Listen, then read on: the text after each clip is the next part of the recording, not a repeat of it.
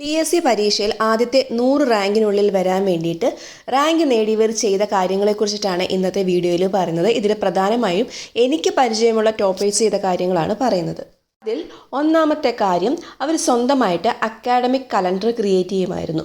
Academic calendar create ചെയ്യുക എന്ന് വെച്ചാൽ രണ്ട് രീതിയിൽ ചെയ്യാം. നമുക്ക് വീക്കിലി കലണ്ടറും ക്രിയേറ്റ് ചെയ്യാം, അല്ലെങ്കിൽ മന്ത്ലി കലണ്ടർ ക്രിയേറ്റ് ചെയ്യാം.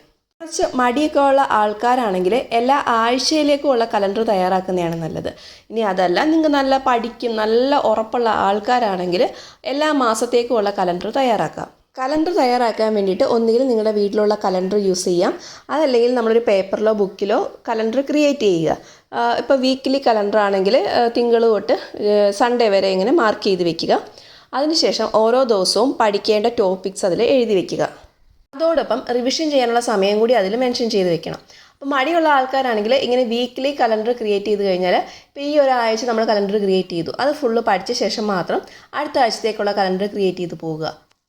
പഠിക്കാൻ നല്ല ഇൻട്രസ്റ്റ് അല്ലെങ്കിൽ മടിയൊന്നും ഇല്ലാത്ത ആൾക്കാരാണെങ്കിൽ നിങ്ങൾക്ക് മന്ത്ലി കലണ്ടർ ക്രിയേറ്റ് ചെയ്യാം. ഒരു മാസം മുഴുവൻ നിങ്ങൾ വരച്ചിടുക.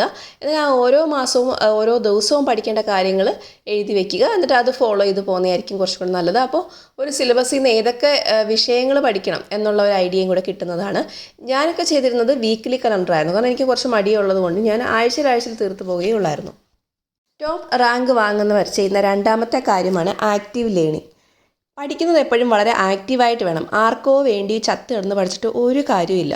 പഠിക്കുന്നത് എപ്പോഴും അവനവന് വേണ്ടി തന്നെ ആയിരിക്കണം പഠിക്കേണ്ടത്. അതായത് ഒരു കാര്യം വായിക്കുമ്പം പഠിക്കണമല്ലോ എന്നോർത്ത് ചുമ്മാ വായിച്ച് വിടാതെ, ഞാൻ ഈ ഒരു 2-3 മിനിറ്റ് ഇതിനു വേണ്ടിയിട്ട് മെനക്കെടുത്തുന്നുണ്ട്, സോ അതെനിക്ക് യൂസ്ഫുൾ ആവണം, അതെനിക്ക് ആക്റ്റീവ് ലേണിംഗ് ആയിട്ട് എൻ്റെ മനസ്സിൽ തന്നെ കിടക്കണം എന്നൊരു ഉറപ്പോടു കൂടി വായിച്ചു കഴിഞ്ഞാൽ അത് മറക്കത്തില്ല. അപ്പോൾ ആക്റ്റീവ് ലേണിംഗ് നമുക്ക് പല രീതിയിൽ ചെയ്യാം. ഒന്നാമത്തെ കാര്യം, ഞാൻ പല വീഡിയോസിലും പറഞ്ഞിട്ടുണ്ട്, നമുക്ക് പഠിപ്പിച്ചു കൊടുക്കുക. നമുക്ക് ഇഷ്ടമുള്ള ആൾക്കാരെയോ നമ്മുടെ അനിയന്മാരെയോ ആരെയെങ്കിലും, അല്ലെങ്കിൽ ഒരു പാവയെങ്കിലും നമ്മൾ പഠിപ്പിച്ചു കൊടുക്കുക.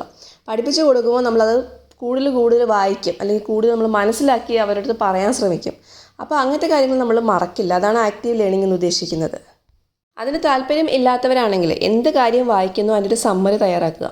നിങ്ങളിപ്പോൾ ഒരു ചാപ്റ്റർ വായിക്കുകയാണെങ്കിൽ ആ ചാപ്റ്റർ വായിച്ചിട്ട് അതിൽ നിന്ന് നിങ്ങൾക്ക് എന്തൊക്കെ മനസ്സിലാക്കി, അല്ലെങ്കിൽ അതിലെന്തൊക്കെയായിരുന്നു ഇമ്പോർട്ടൻറ്റ് പോയിൻറ്റ്സ്, അത് നിങ്ങൾക്ക് വേണമെങ്കിൽ ഒരു ചെറിയ ഒരു സമ്മറി പോലെ ചെയ്ത് വെക്കാം.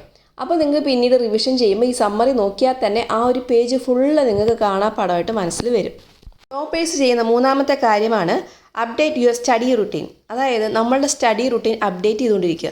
എന്നും ഒരേ രീതി ഫോളോ ചെയ്യാതെ ബോറടിക്കുമ്പോൾ ഇടയ്ക്കിടയ്ക്ക് മാറ്റി കൊടുക്കുക. ചിലപ്പോൾ നിങ്ങൾ രാവിലെ എണീറ്റ് പഠിക്കുന്നുണ്ടാവും, വൈകുന്നേരം നന്നായിട്ട് പഠിക്കുന്നുണ്ടാവും. അതങ്ങനെ കണ്ടിന്യൂ ചെയ്തു പോകുമ്പോൾ കുറച്ച് നാൾ കഴിയുമ്പോൾ വല്ല കല്യാണമോ ട്രിപ്പൊക്കെ വരുമ്പോൾ അത് മുടങ്ങിപ്പോകാം, അല്ലെങ്കിൽ മടി കാരണം മുടങ്ങിപ്പോകാം. അപ്പോൾ എന്ത് ചെയ്യണം? അതിനെ ഒന്ന് മാറ്റി പിടിക്കുക. അതിന് വേണ്ടിയിട്ട് പല ഡിഫറെൻറ്റ് സ്റ്റഡി മെത്തേഡ്സ് ഒക്കെ നിങ്ങൾക്ക് ട്രൈ ചെയ്യാം. പല ടെക്നിക്സ് ഉണ്ട് നമുക്ക് പഠിക്കാൻ വേണ്ടിയിട്ട്. മൈൻഡ് മാപ്പിംഗ്, പൊമഡോറോ, അങ്ങനെ കുറേ ടെക്നിക്സ് ഉണ്ട്. അതൊക്കെ ട്രൈ ചെയ്യാം. അല്ലെങ്കിൽ നിങ്ങൾക്ക് കമ്പൈൻ സ്റ്റഡി ചെയ്യാം. ടീച്ചേഴ്സിൻ്റെ അടുത്ത് ചോദിച്ച് അങ്ങനെ ആ രീതിയിലൊക്കെ പഠിക്കാം.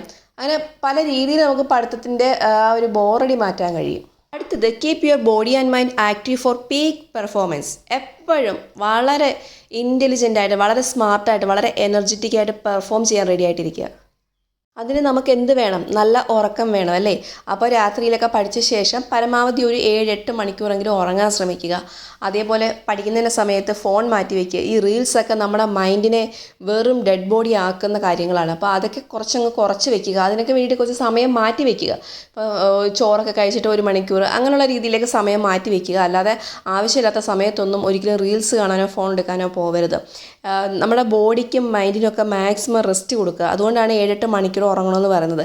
പിന്നെ ഹെൽത്തി ഫുഡേ കഴിക്കുക. ഒരിക്കലും ഷവർമയോ അല്ലെങ്കിൽ ബർഗറോ അങ്ങനത്തെ സാധനങ്ങളൊക്കെ കഴിച്ചിട്ട് പഠിക്കാനിരിക്കാതെ കുറച്ചും കൂടെയൊക്കെ ഹെൽത്തി ആയിട്ടുള്ള ബ്രെയിൻ ഷേപ്പുള്ള ആഹാരങ്ങളൊക്കെ, വാൽനട്ട് അങ്ങനത്തെ ആഹാരങ്ങളൊക്കെ കൂടുതൽ കഴിക്കുക. പാല് കഴിക്കുക, മുട്ട കഴിക്കുക.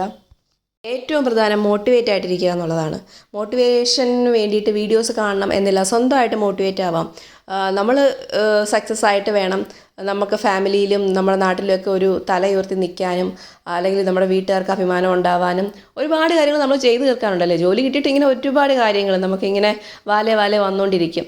പിന്നെ നമുക്ക് ഒരിക്കലും പഠിക്കണ്ടല്ലോ, പിന്നെ നമ്മൾ കംപ്ലീറ്റ് റെസ്റ്റാണ്. അപ്പോൾ അതുകൊണ്ട് തന്നെ അങ്ങനത്തെ കാര്യങ്ങൾ സ്വപ്നം കാണുക. ടോപ്പ് റാങ്ക് വാങ്ങുന്നതും എല്ലാവരും ആദരിക്കുന്നതും അങ്ങനെയൊക്കെ വെറുതെ അങ്ങ് ദിവാസ്വപ്നം കാണുക. അത് തന്നെ ഏറ്റവും വലിയൊരു മോട്ടിവേഷനാണ്. എല്ലാ വീഡിയോസും ഞാൻ പറഞ്ഞ പോലെ സെൽഫ് മോട്ടിവേഷനാണ് ഏറ്റവും വലിയ മോട്ടിവേഷൻ. നിങ്ങൾ തന്നെ സ്വയം വാല്യൂ കൊടുക്കുക. നിങ്ങളെ കൊണ്ട് പറ്റില്ല എന്ന് ഒരിക്കലും മനസ്സിൽ പറയരുത്. നിങ്ങളെ കൊണ്ട് പറ്റും. അതുകൊണ്ടാണല്ലോ നിങ്ങൾ പഠിക്കണം എന്നെങ്കിൽ ചിന്തിക്കുന്നതെങ്കിലും. അപ്പോൾ പലപ്പോഴും നമുക്ക് കോൺഫിഡൻസ് ഇല്ലായ്മയായിരിക്കും പ്രശ്നം. പ്രത്യേകിച്ച് PSC പോലുള്ള മത്സര പരീക്ഷ എഴുതുമ്പോൾ ഒരുപാട് പേര് പഠിക്കുന്നതല്ലേ എന്നായിരിക്കും കരുതുന്നത്. എല്ലാവരും ഇങ്ങനെയൊക്കെ തന്നെ ആയിരിക്കും കരുതുന്നത്. ആരും സൂപ്പർ ബ്രെയിൻ ഉള്ള ആൾക്കാരൊന്നും അല്ല, നിങ്ങളെപ്പോലെ തന്നെ ഉള്ളൂ. സോ നിങ്ങൾ എത്ര പെർഫോം ചെയ്യുന്നോ അത്രയും നിങ്ങൾക്ക് മാർക്ക് കൂടും. ആ ഒരു സെൽഫ് കോൺഫിഡൻസ് എപ്പോഴും മനസ്സിൽ വെക്കുക. ഇതുപോലെയുള്ള സ്റ്റഡി മോട്ടിവേഷൻ ടിപ്സ് ഉൾപ്പെടുത്തിയിട്ട് ഞാനൊരു ബുക്ക് ചെയ്തിട്ടുണ്ട്. അത് ആമസോണിൽ ഇപ്പോൾ ഔട്ട് ഓഫ് സ്റ്റോക്കാണ്. പോസ്റ്റൽ വഴി മാത്രമേ കിട്ടുകയുള്ളൂ. അതിൻ്റെ ഡീറ്റെയിൽസ് ഫസ്റ്റ് കമൻറ്റിൽ കൊടുത്തിട്ടുണ്ട്. Thank you.